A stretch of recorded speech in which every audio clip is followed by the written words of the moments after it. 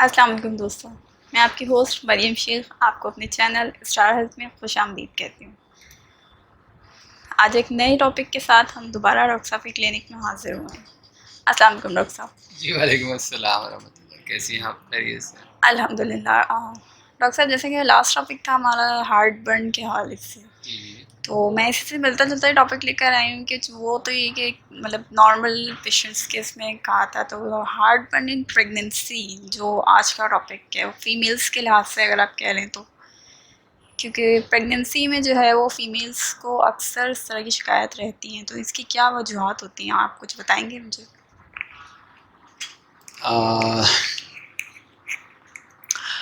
جی بالکل، یہ دیکھیے ہارٹ برن کے حوالے سے جو مین پرابلمس ہیں وہ قریب وہی ہوتی ہیں جو اس سے پہلے ہم ڈسکس کر چکے ہیں، اور وجوہات بھی بہت حد تک وہی ہوتی ہیں جو ہم اس سے پہلے ہارٹ برن کے حوالے سے ہم ڈسکس کر چکے ہیں۔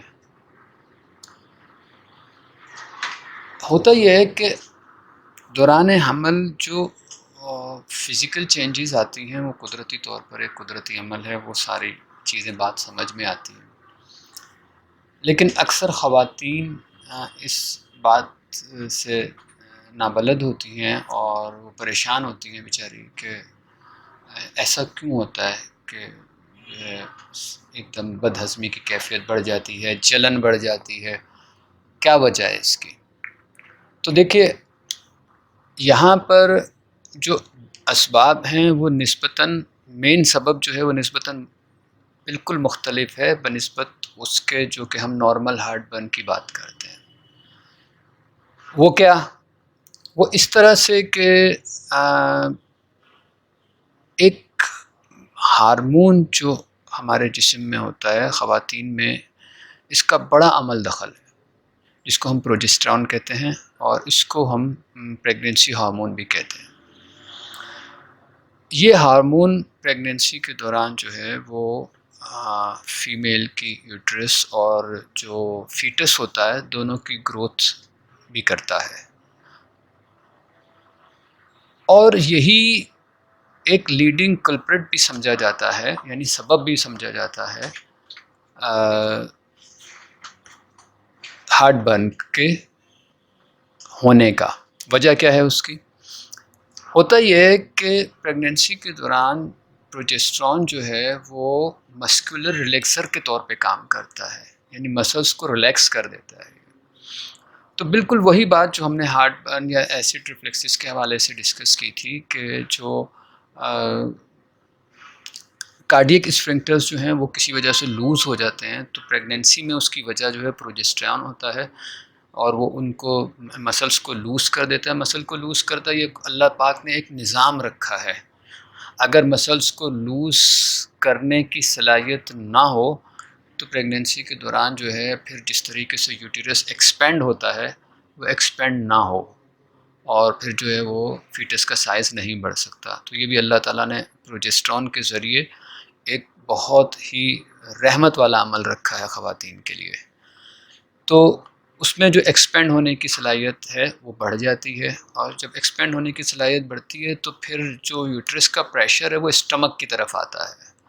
جب اسٹمک کی طرف آتا ہے تو پھر اس کا نتیجہ یہ ہوتا ہے کہ اسٹمک پہ پریشر اپورڈ آتا ہے، تو اس سے پھر جو ہے وہ ایسڈ تھوڑا سا اوپر کی طرف آتا ہے، یا جو ہے وہ جو کچھ کھایا پیا ہے وہ آسانی کے ساتھ ہضم نہیں ہوتا، جس سے معدے کی جلن جو ہے وہ بڑھ جاتی ہے۔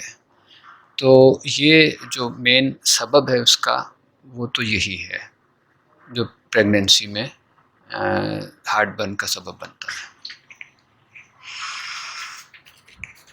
جی تو ڈاکٹر صاحب، عموماً جو ہے وہ پریگننٹ وومن کے لیے بدہضمی ہے یا ہارٹ برننگ ہے، یہ ایک امتحان سے کم نہیں ہوتی اس ٹائم پیریڈ میں، تو آپ کو ایسی مطلب ٹپس وغیرہ کچھ بتائیں گے کہ جس کو اختیار کر کے جو ہے وہ لیڈیز فیمیلز جو ہے وہ اس تکلیف سے بچ سکیں یا کافی حد تک ان کی کم ہو سکے؟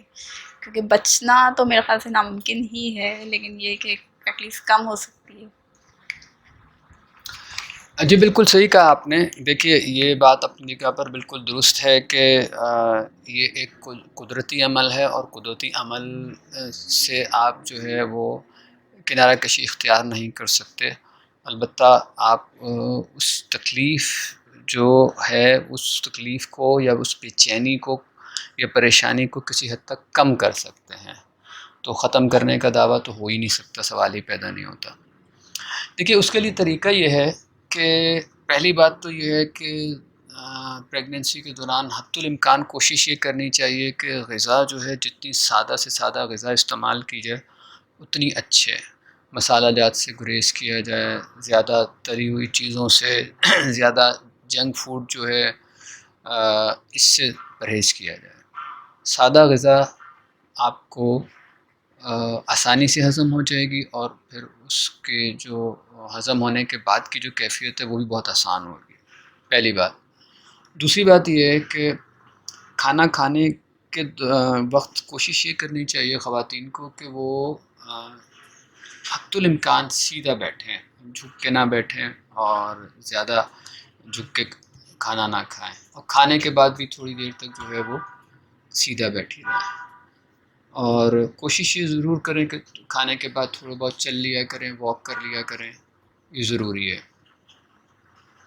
کچھ کنڈیشنز ایسی ہوں گی کہ جس میں مناسب نہیں ہوگا واک، تو وہ گائنی ان کو گائیڈ لائن دے سکتی ہے. اپنے گائنی کے مشورے سے جو ہے کوشش کر کے عمل کریں.